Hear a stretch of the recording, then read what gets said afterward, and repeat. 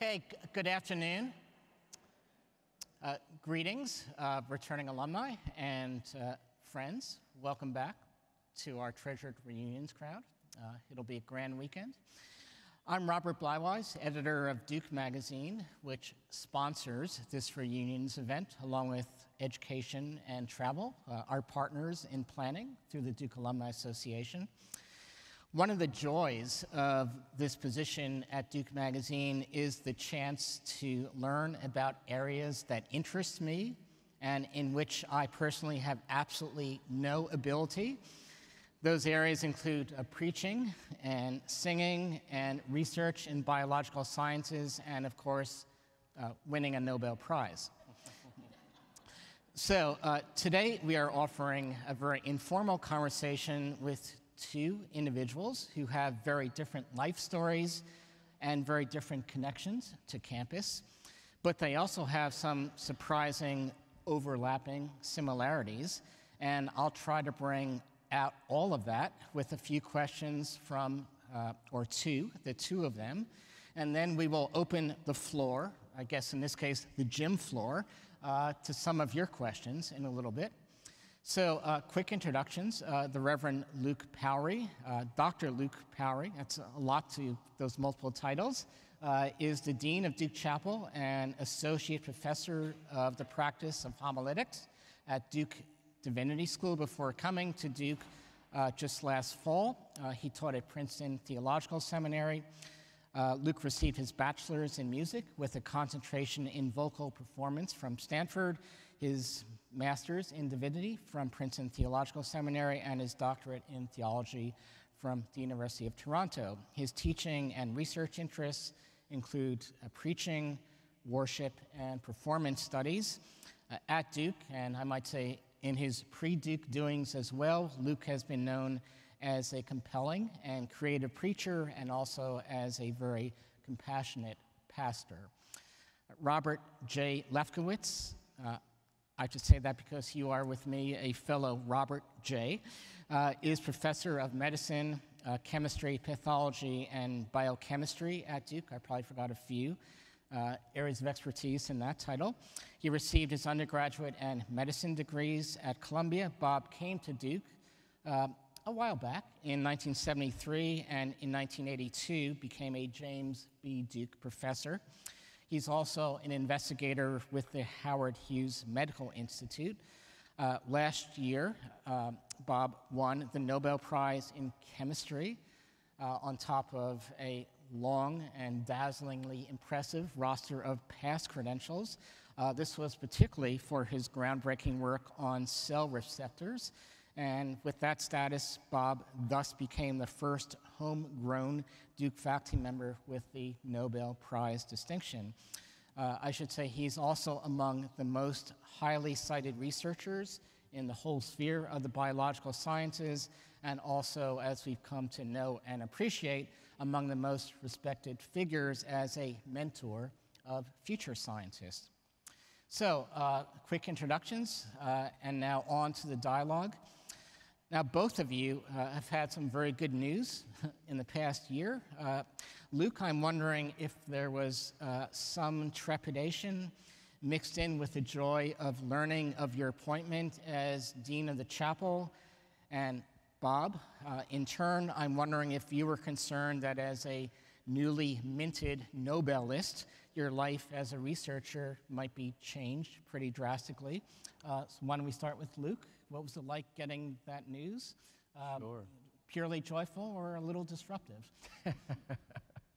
Yeah, I would say even before the news broke, there was the press release on July 26th, about midnight actually, that even to receive the email that came to me in May to say that somebody had nominated me for this position.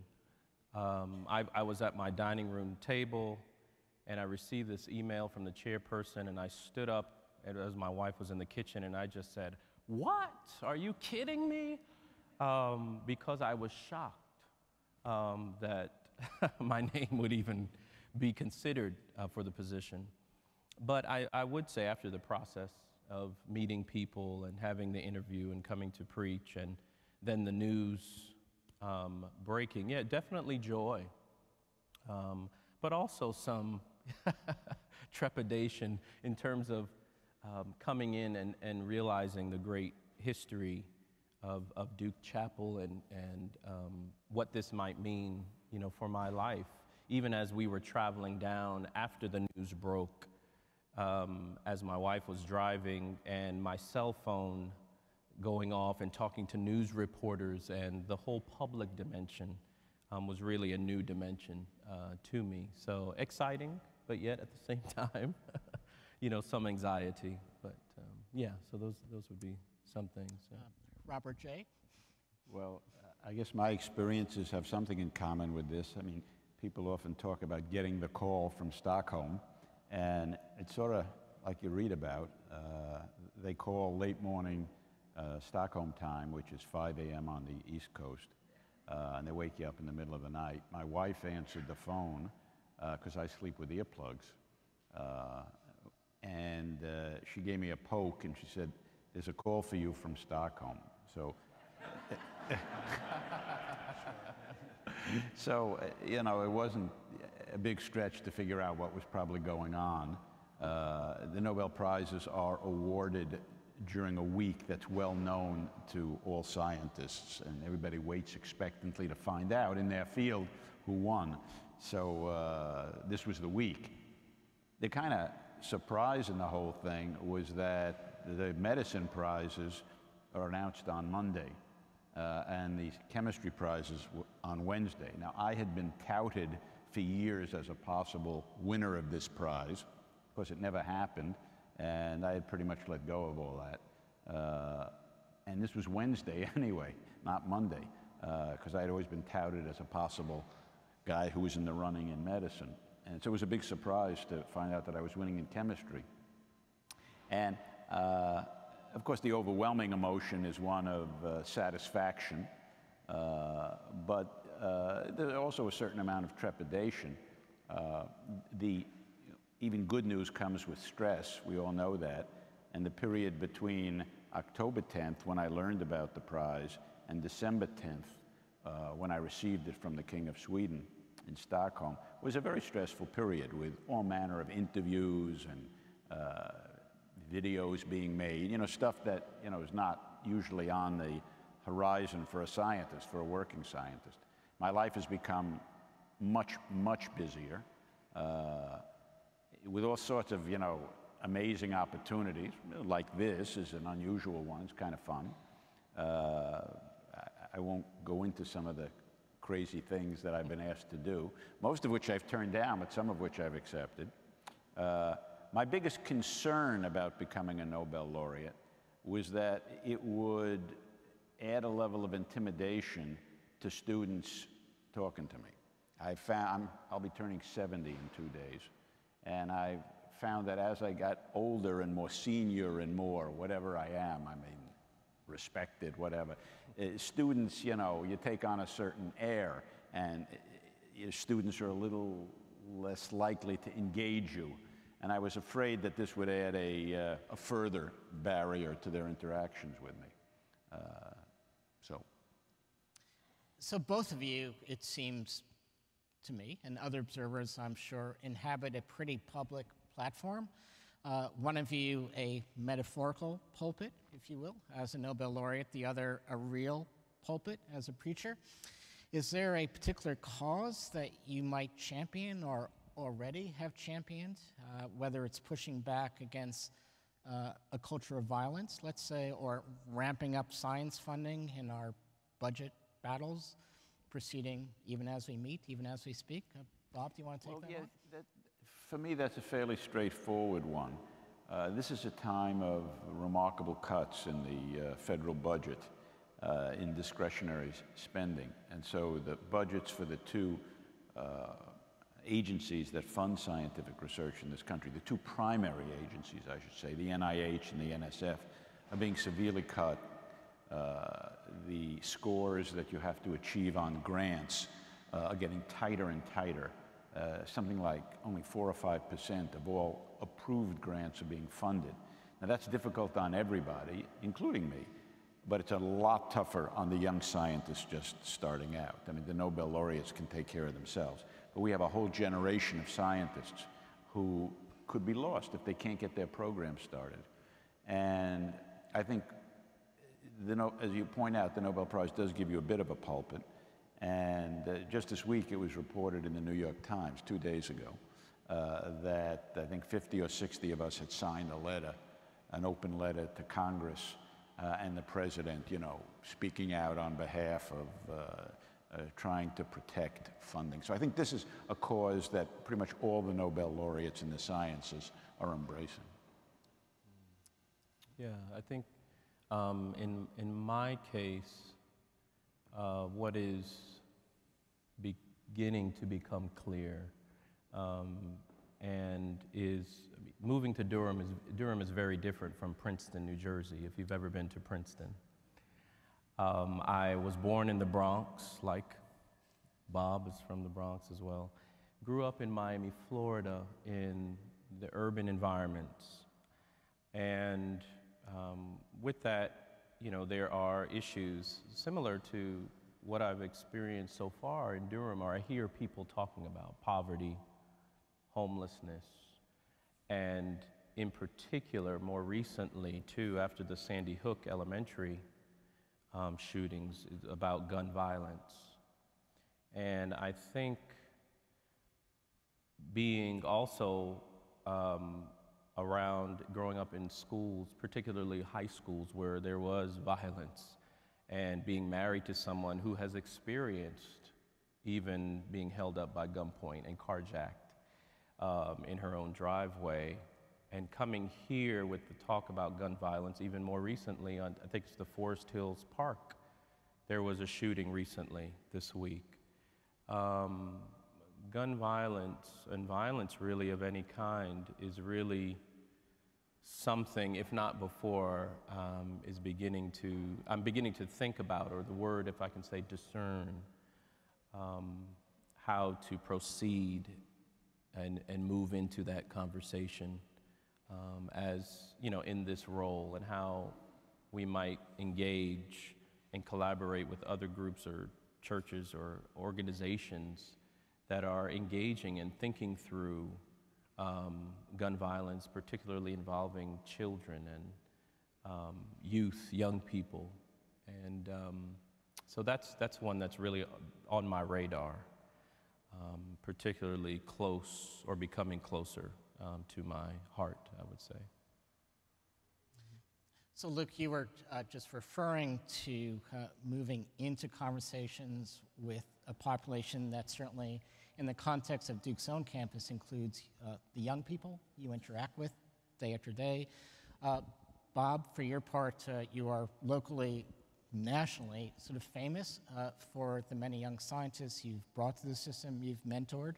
So mentoring clearly, you know, is one of your shared identifiers. And I wonder if you can talk with us a little bit about what it means for you to be a good mentor, and what kind of impact mentors perhaps have had on your own careers and your own personal lives.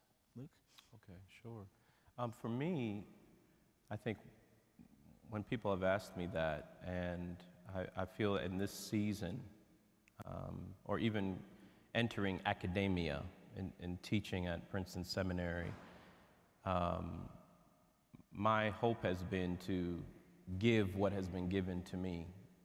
Those mentors from Stanford University, one in religious life who had a huge impact on me, other professors from Princeton Seminary in particular, who are still people that even in deciding to come to Duke, I would pick up the phone and they were accessible to talk through the process, to talk through the pluses and minuses, and people that have walked life's journey with me.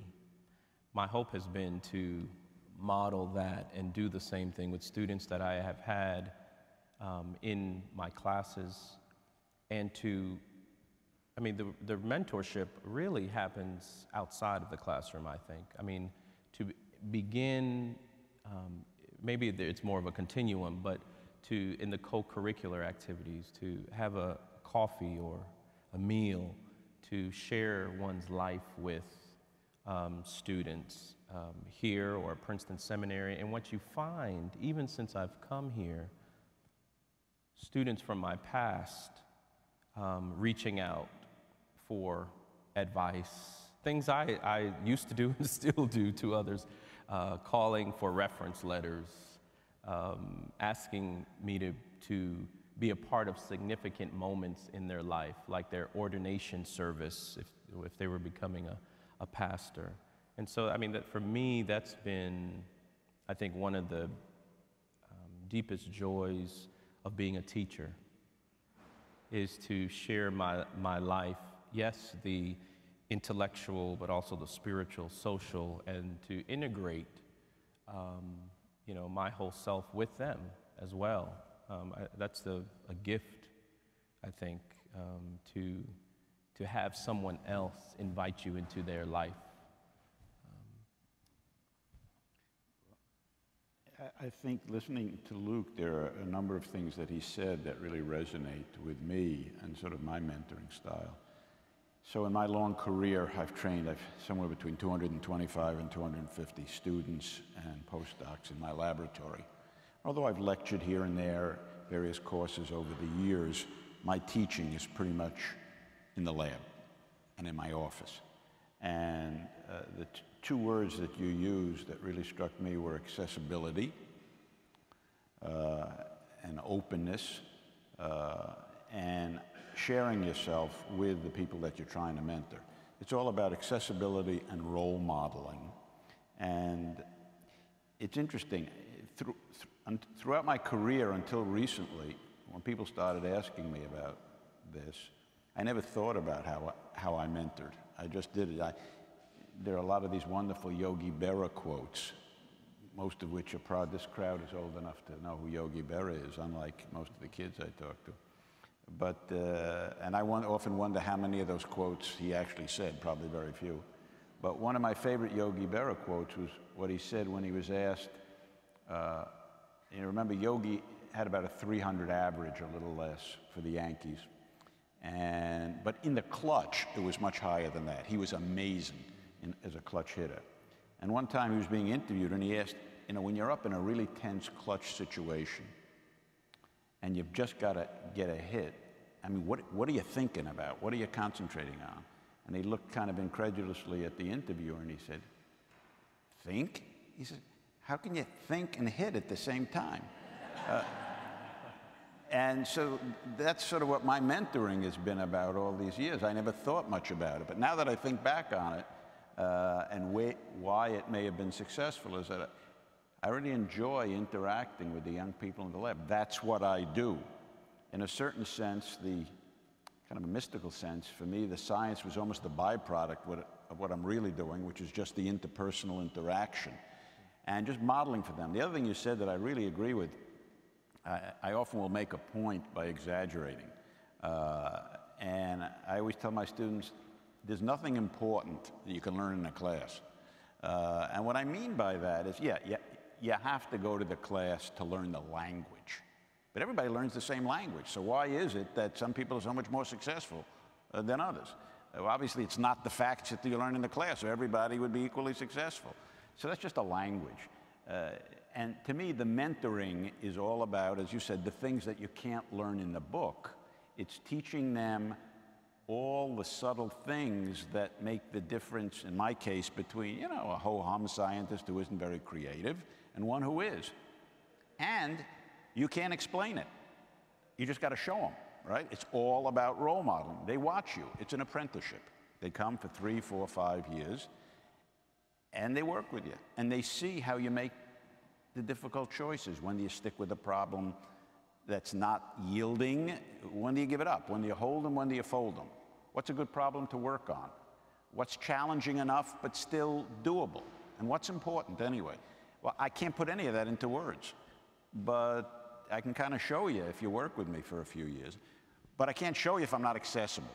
So I think it's all about role modeling, in science, playfulness and passion, as in many other I tend to be kind of playful. I enjoy what I'm doing.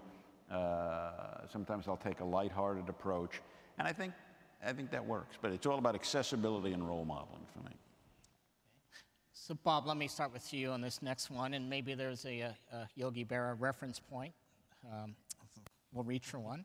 Here at Duke, we certainly are in an environment with lots of successful people, lots of successful stories. I might say in our midst, in our audience, many successful stories. But we all know that failure inevitably is an aspect of even the most successful lives. So I'm wondering if you would care to talk about some failures as a medical scientist that you have confronted in your own career and how you've rebounded, what sort of lessons you took from that failure.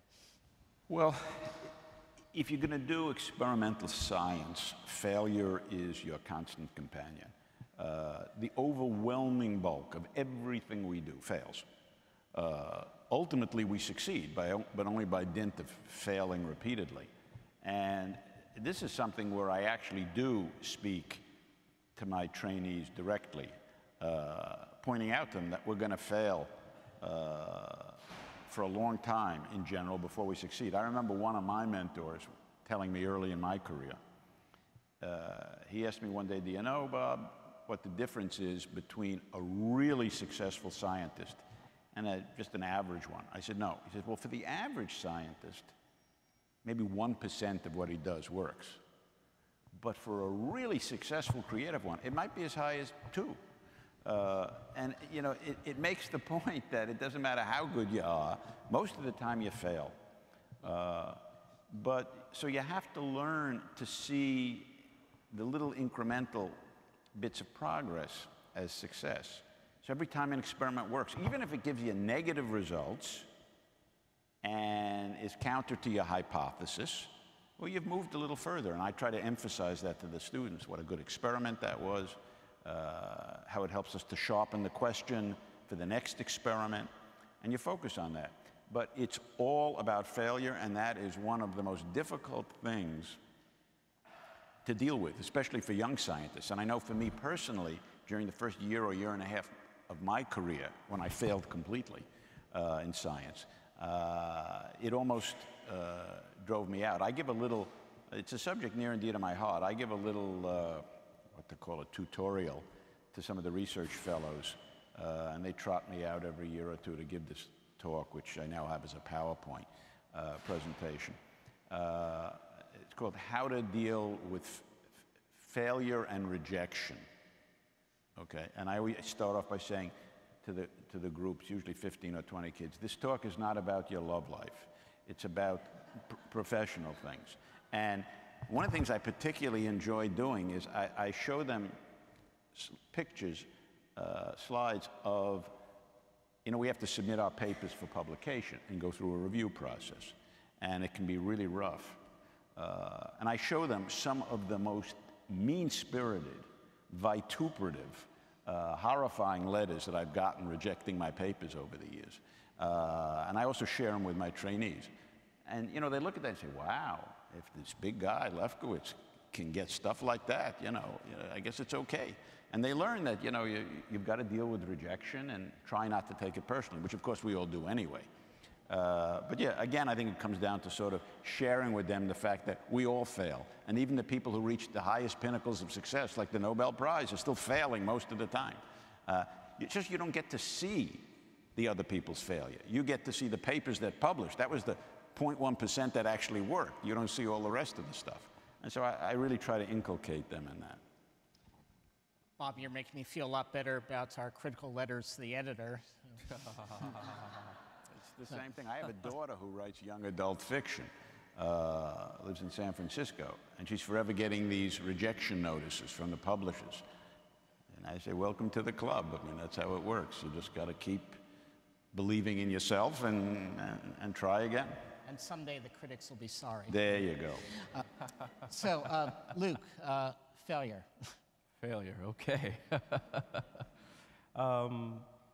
Yeah, I mean, I know about critical comments via, you know, email or phone calls or texts even, or I think for me, I mean, there's multiple dimensions to what I do, but I guess in this particular space, and for many preachers, you know, the most public act is preaching.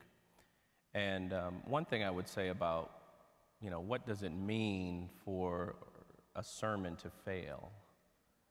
How do you make sense of, on the same sermon, someone, you know, leaving a voice message, oh, that's the best sermon I ever heard my whole life. But on that same sermon, someone else says, oh, you totally lost me. I couldn't make sense of what you were saying, or, you know, something I said upset them. So failure is an interesting thing, but I've been thinking about it actually a little bit. And I think maybe failure, at least in my domain, or a part of it, has to do with, from my side of things, not being faithful in the best way that I know how to what I have been called to. And, you know, that has to do with being, you know, bringing all the gifts. It has to do with that I may have as I prepare, that if for some reason I know my own self well and being honest, that I'm not doing my best is another way of saying it. Or I'm not, with the best knowledge that I have, for some reason I'm not following the path or doing what I know to do in a particular situation, that somehow I'm not being faithful to, in my domain, God or the church, or even students, or the hearers that might be in our midst. That I think if somehow I knowingly went about what I was doing in an unfaithful way, lack of commitment to the task at hand, that would be deemed a failure. But I've, you know, been thinking about, what does it mean for a sermon to fail? When one might think, wow, this is the best sermon I've ever created, but how it lands on a group of people, it's the very opposite. Or I think it's the worst sermon, that somehow in my writing and thinking and reflection, it just never came together. It didn't fit. Maybe the way it lands in a group of listeners may appear, or how it's been received as, wow, that's the best sermon I've ever heard. So there's this mystery of listening and speaking, and so it is a question, I think, that I have, that as it comes to preaching in particular, you know, what does it mean for a sermon to fail? Does a sermon ever fail? If people will take things away from a sermon, even if you lure them down a path to a memory they've had in their past, and maybe that was the purpose of the sermon for them on that day, or it was an image that stood out to someone that was really helpful, but for another it was a story, or, you know, how does it fail, and is there a successful sermon? I don't know. You can take a little more time to build on this theme. Yeah. So Luke, it sounds as if you have among your professional and life endeavors to be an ever better communicator.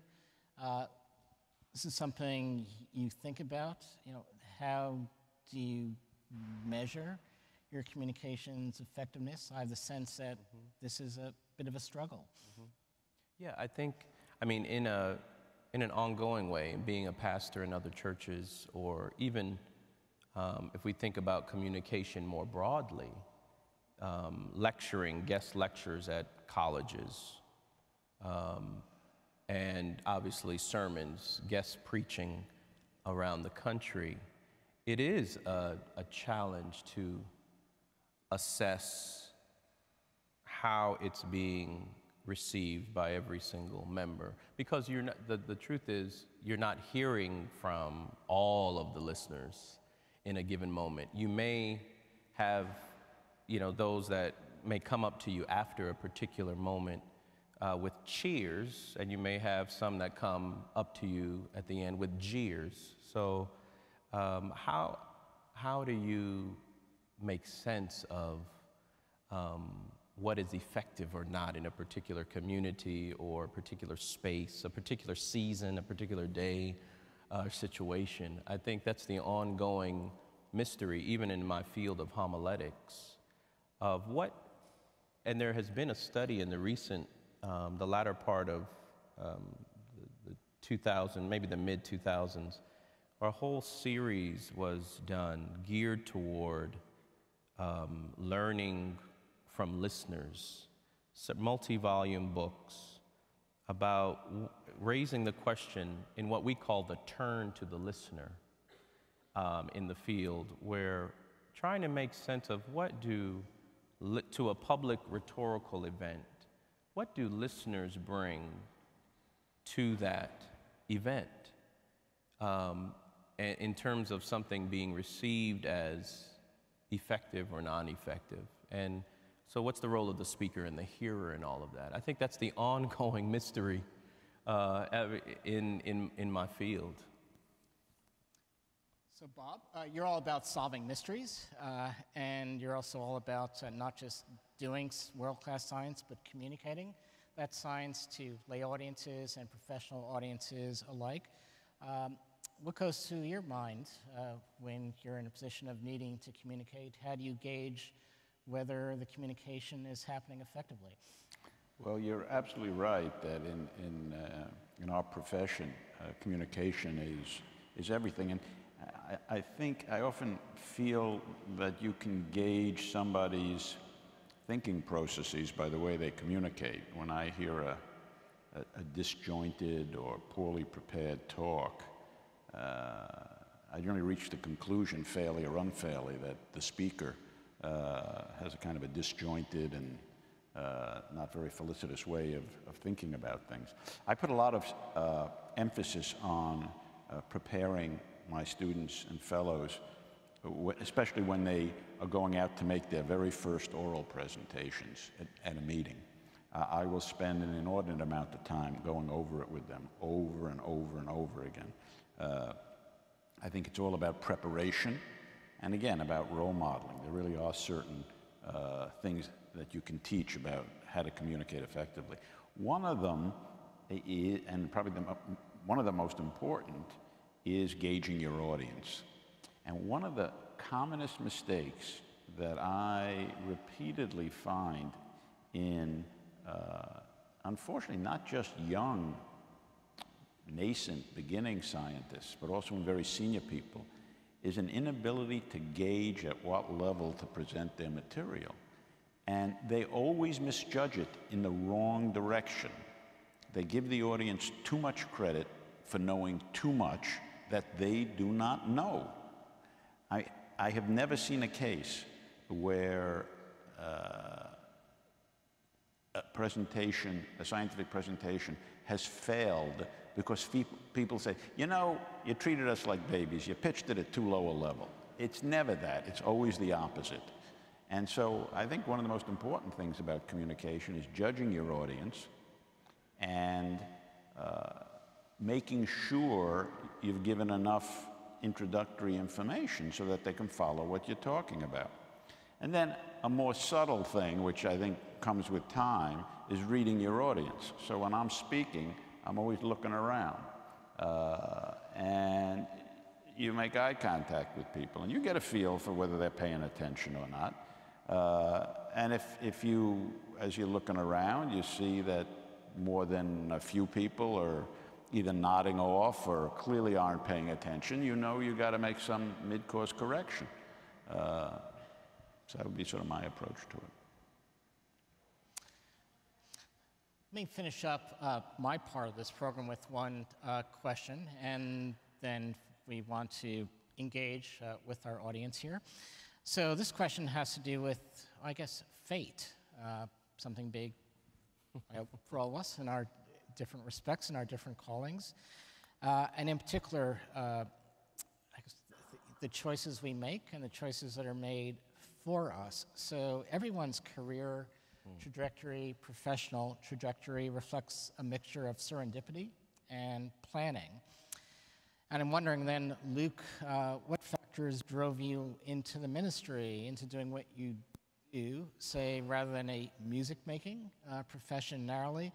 And then we'll turn it over to Bob. And Bob, you might have been many things other than what you became, including a doctor, maybe a comedian on the circuit, many other things. We'll start with you, Luke. Talk to us a bit about the choices you made, and what your thinking process was, and to what extent serendipity played a role in everything that transpired. Sure. I was born into a family of a minister. Some would call it a PK, pastor's kid or preacher's kid. But funny enough, my father never pushed that vocation on any of us. And actually, it was the thing I ran away from the most. As a high school student, there were people in our local congregation who would, they saw something I didn't see. But they would say, "Oh, Luke, you should think about going into the ministry and this." But that was the farthest thing from my mind. I mean, I wanted to, go to the Silicon Valley, work for Hewlett-Packard or one of these other companies in technology and computer science. And when I went out to Stanford University, that was on my mind. But I took my first computer C language class. And that turned me off fairly quickly. And that began a journey, or maybe the journey began earlier, but of circumstances, whether it was classes I took, whether it was conversations with folks that I respected, mentors, that then coming out of a very musical family as well, I decided to take my first music theory class, loved it, and then that began to open up the field of music to me, even though at the time I wasn't sure where that was going. But it wasn't until maybe my junior year or so that I was involved in some campus ministries at Stanford and involved in music. And so my musical interest never went away, but it was broadened to begin to reflect about the ministry and what that might mean. And so that led to going to Princeton Seminary to do theological study for musical purposes, actually, and to engage with Westminster Choir College, which is a historic music college in Princeton as well, and to think about doing a master's in sacred music as well as an MDiv. And so anyway, once again, circumstances, classes, conversations, process of prayer and discernment, I basically decided to just focus in on the preaching ministry, the ordained ministry, but the music never left.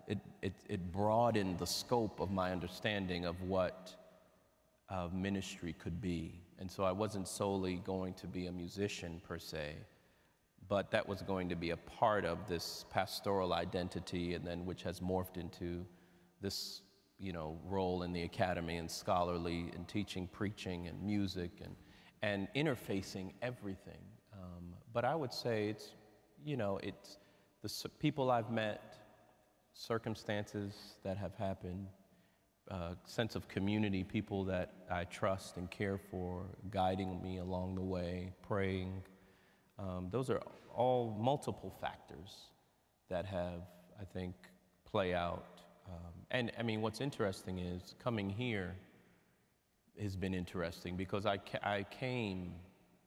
visited this institution probably 7 years before I arrived, so 7 years before this fall when I came for another visit.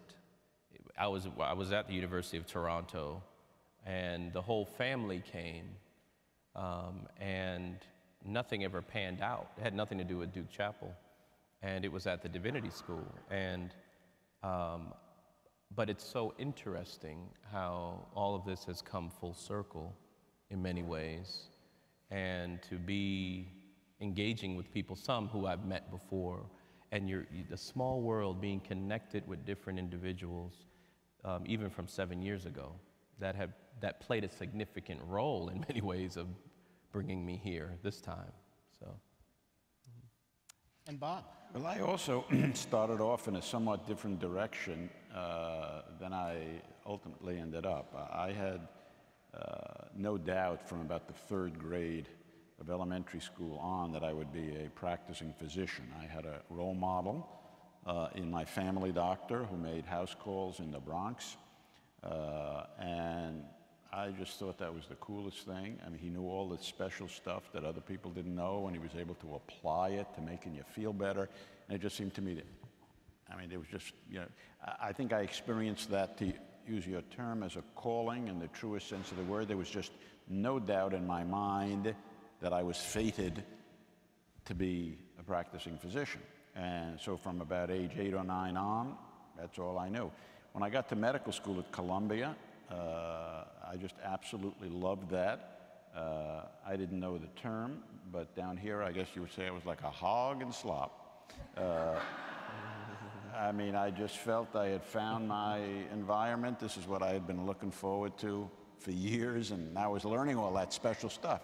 I mean, I guess in a certain sense, it was, you know, sort of like becoming a member of the clergy. I mean, it's a special privilege that you're going to have, special responsibilities, but you have all the special knowledge that other people don't have.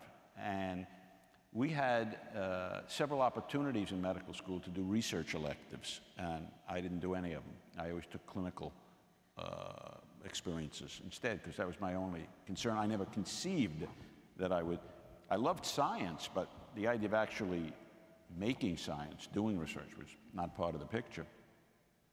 But then after a couple of years of internship and residency, it was 1968, and I do see a few people in this audience who are probably old enough to remember the Vietnam War. We had conscription, national draft, and we had a separate draft for doctors. So all physicians had to go in within 2 years of graduating from medical school. And it was a very unpopular war, as some of you may recall. Many of us didn't want anything to do with it. And there were a few ways you could get around that, not many. But if you were very strong academically and you had been to the best institutions, you could sometimes wrangle a commission in the United States Public Health Service and be assigned to places like the NIH or the CDC, the Center for Communicable Diseases, and go there. And so that's what I did. And I had a 2-year commitment there. The first year was absolutely miserable. I failed at everything. Much of the second year was as well. I made arrangements to finish my residency training, because this certainly wasn't for me. During the last 6 months, some things began to work. I began to experience what discovery was all about. I published a couple of very high impact papers. And then I went off to my residency, and to finish my residency. And the key experience was the next 6 months as a full-time clinician again, when I realized how much I missed being in the laboratory. So it was really the absence of doing the science which brought home to me how important that was. Well, so I went back into the lab for a couple of years, and then I came to Duke in 1973. When I did, I would say the first couple of years, I would say 60% of my effort was probably in the laboratory, 40% was clinical. I was still undecided which way I would go. But increasingly, I was drawn to the research. And then it was 70-30 and 80-20 and 90-10, always going more and more into the research. Was that a conscious decision? Absolutely not. Absolutely not. It just happened. You know, I often say, you know, we define ourselves by what we do. And what I was doing was more and more research and less clinic. And what I was thinking about on the way home and in the shower was how to get that experiment to work, not that interesting case I saw in the clinic. And so now I had like a second calling, if you will, where I just knew this is what I was supposed to be doing. So yes, serendipity played a real role. I mean, if I had not wound up at the NIH in those 2 crucial years, I guess I'd be practicing medicine. Or maybe I'd be retired by now. At my 45th medical school reunion, I found that 70% of my class was retired, but the 8 of us who had gone in for full-time academic careers were still active. And so I don't know, maybe I'd be retired by now. But this issue of a calling, and you know, there's an interesting Yiddish word. It's called beshert, okay? And it means predestined, fated, ordained. It's supposed to happen. A calling would be an example. It's beshert for you to be doing what you're doing. It's beshert for me to be doing. I mean, we just knew at some level. The other thing that's interesting in what you said, Luke, is this merging of different aspects of your background. I often tell my trainees, you know, one key to being successful and happy is to somehow merge different threads of your background. Well, you talked about how you did this. The way I did this is by doing very basic science, sort of biochemistry, but with kind of a medical twist to it. In other words, what made our chemistry, I think, attractive to the Nobel Committee is it had very broad medical applications. That was no accident, because that's who I am. I'm still a physician at heart, even though I'm doing science, like you're a musician.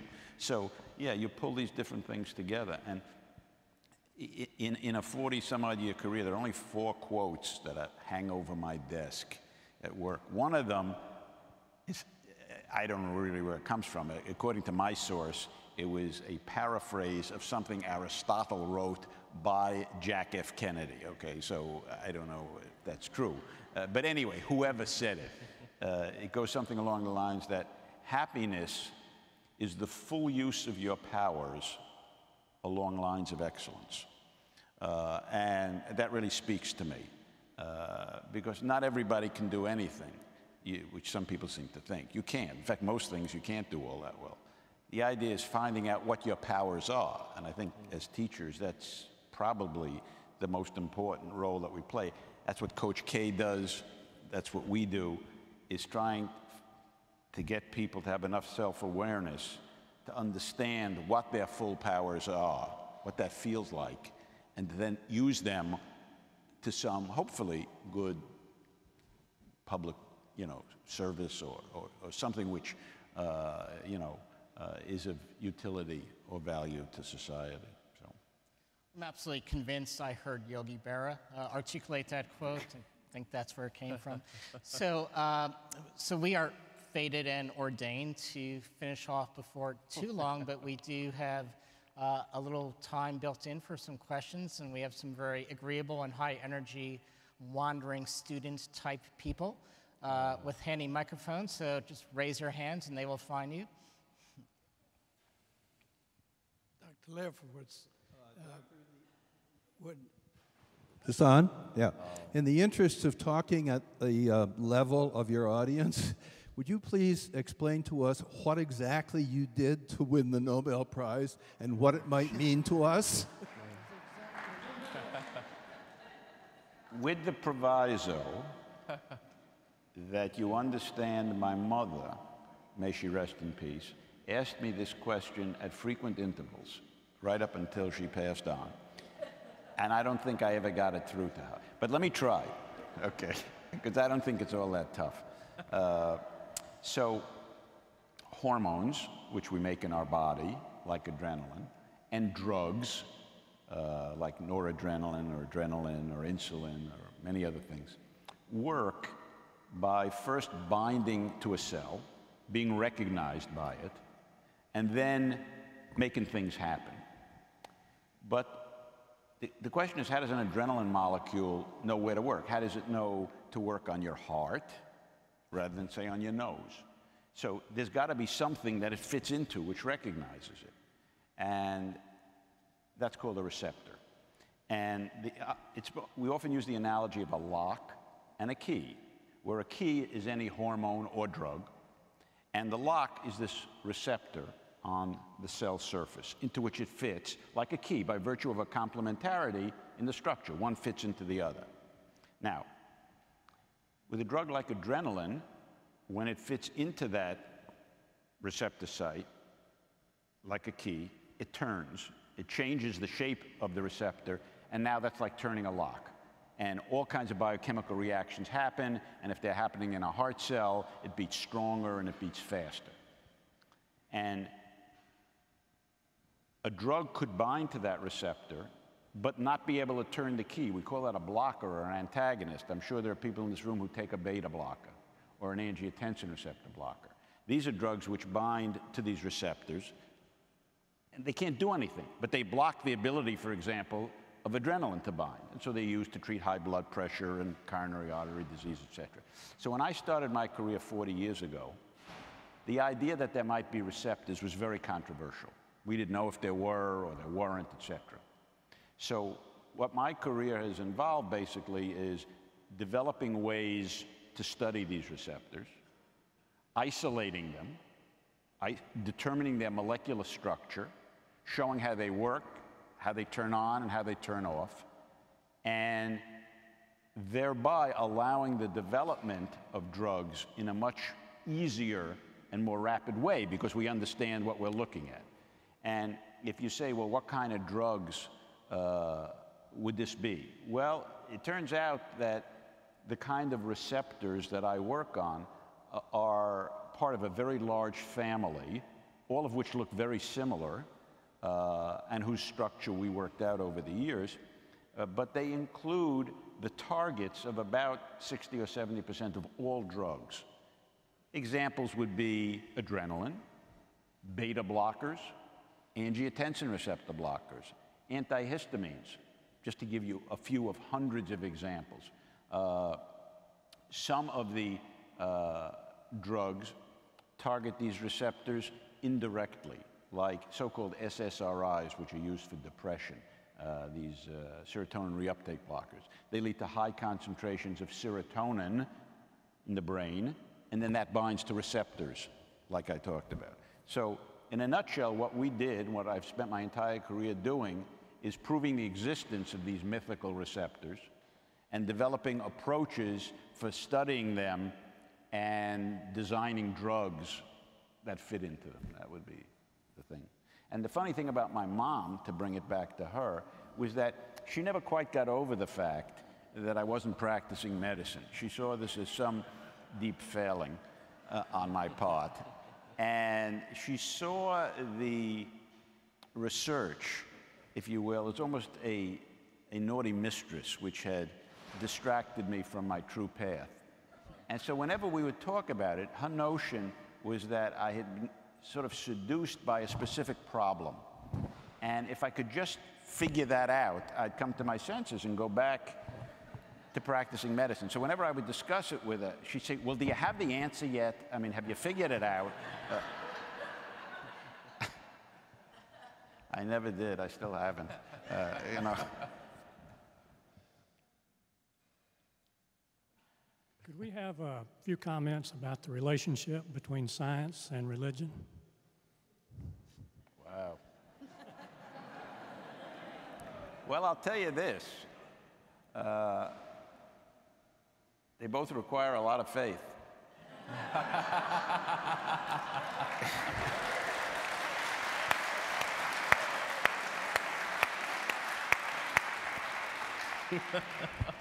And you got to deal with occasional doubts, right? Yeah, that's right. Yeah, the doubting is a part of the faith. No, I think religion and science can be friends and not necessarily enemies. It doesn't have to be that way, and I think you summed it up wonderfully. Yeah. There is, I think, I think the stereotype of scientists is very dry, following very specific scientific procedures. It's very different from the arts, and I've really always thought that was a very artificial distinction. Of course, as I said, there's a language of science, and you have to do science in specific ways. But, you know, creativity is creativity, whether it's in the arts, whether it's in religion, spirituality, science. I mean, making new associations, seeing patterns that other people haven't seen, being creative is a basic human instinct, and it can play out in various domains. But I think the distinctions are not very real at all. Truly making discoveries, things that nobody else really saw before, true discoveries, you know, is a very mystical process, which I don't think that anybody has ever really understood or can really explain. And in trying to foster creativity in my students, I try as much as I can to give them a certain offbeat perspective on things. Again, you can't teach people to be creative, but you can kind of model it with the way you look at things. And as you mentioned, my true calling in life, I think, at least to me, growing up, was to be a stand-up comic, like Woody Allen. I use a lot of humor in my lab meetings and discussions, because to me, humor is the essence of creativity. It's basically when you get somebody to see the joke, they're seeing something which in the first instance wasn't funny, but all of a sudden now it is, because you juxtapose two elements that are either incongruous, or you looked at something. I don't tell jokes, I just take circumstances that are happening and show people in the lab, hey, that's pretty funny. And I try to do that a lot because I think it fosters an offbeat perspective. I mean, it's all about turning something around that looks one way and now it looks different. But to do that, you got to sort of have a different kind of perspective. And I find that cultivating a humorous outlook on things is often a prod to creativity, and that's something I've used over the years. I mean, I would also, just to follow up with that question too, I mean, just to think about awe, sense of awe, delight, joy, wonder, beauty, frustration, hope, both we can find in religion and science. And so I think there are commonalities that are there that are not often thought to be there. Well, the depth of your question certainly points to good Duke training. We have time for one more question that perhaps may be more manageable than religion and science and your entire pedigree as a research scientist. One more question? Thanks. Professor Lefkowitz, you said earlier that your biggest concern of being a Nobel laureate is that people will be intimidated by you and afraid to engage with you. How do you think people with status and rank should stay accessible and approachable? So you say, give me the last sentence of that again. How would you suggest people with status and rank stay approachable and accessible? It's a very good question.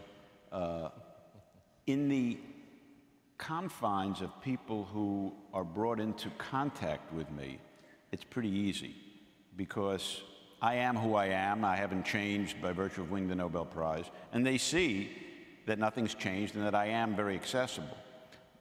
The question is, what about in the wider world, because they don't see you? That is a problem, but I have been impressed. I get about one letter a week, an email once a week, from a high school student. These are one different student each week, around the country, asking if I can answer a question for them, or you know, could they interview me for a project or something like this? And we have a Yiddish term for that too. It's called chutzpah. But there are some earthier terms for that. But yeah, I think that kind of chutzpah is great. But yeah, you don't want them to need a lot of chutzpah to contact you. So I mean, the best I can answer is around the campus. I've had a number of invitations, most of which I've been accepting, even though I'm turning down some pretty fancy stuff. I'm a sucker when students ask me to do something. So, yeah, but I think it's very, very important. Well, I want to thank certainly all of you, and I want to thank our two principals here, individuals of status and ranking, indeed, but individuals who have shown themselves to be accessible and interesting and engaging in this afternoon's discussion. It just shows that great thinkers can be compelling human beings. So thank you.